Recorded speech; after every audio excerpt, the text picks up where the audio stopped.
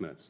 Thank you very much, Mr. Chairman. Mr. Zatko, thank you for being here. Thanks for your testimony. Thank you. I want to make sure I got this straight. You've stated today and in your report that about 4,000 Twitter employees are classified as engineers. Is that right? Yes, sir. At the time, half the employees, I believe there were 7,000 plus full-time employees. Got it. And that means that these 4,000-ish employees would have had access to live user data all over Twitter. They could access individual users' personal information, including their live data. Have I got that right?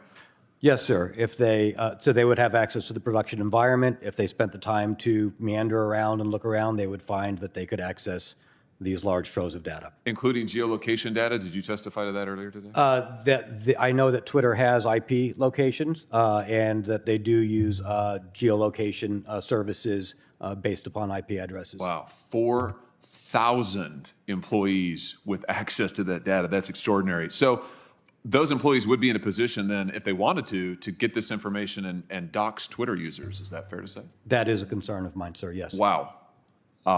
That's a significant concern. 4,000 people with the ability to dox individual users who pick up the phone and use Twitter. That's extraordinary. Have you ever seen it happen?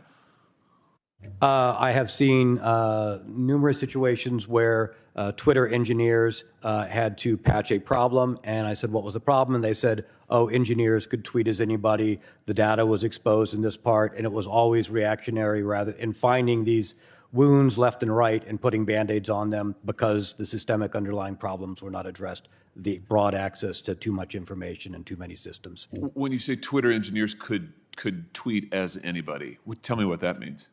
That meant a Twitter engineer understanding how the running systems and the data flows were operating could then access and inject or put forward information as I mentioned in my oral statement, any of the senators sitting here today.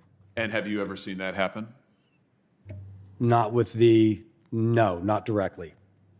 Not directly. Are you concerned it has happened? Do you have some reason to believe it may have happened? The number of cases that were reported to me by individual engineers saying, hey, we found this, I'm going to try and have somebody fix it, where that was the exact problem and we wouldn't know if it had happened in the past, yes, I am concerned. Wow.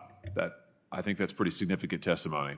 Let me make sure that I understand also just this point. A Facebook whistleblower came forward a couple of years ago now, came to me, to my office, and told us that at Facebook, they at least had some policies on the books that restricted back-end developers from using or from accessing user data.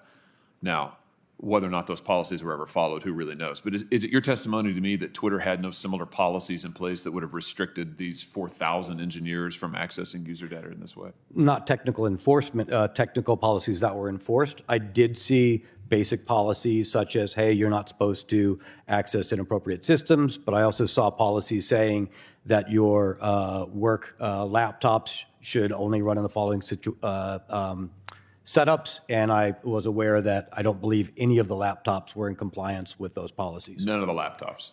Based upon the policy that I read, I do not believe any of the laptops were in compliance with that security policy. Zero in compliance with their policy. That's extraordinary.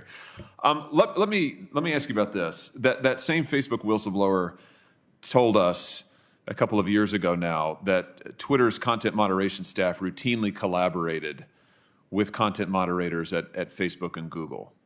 Is that true to your knowledge? Do you have any information about that? That would be in a team under counsel, and I wouldn't have firsthand knowledge of that.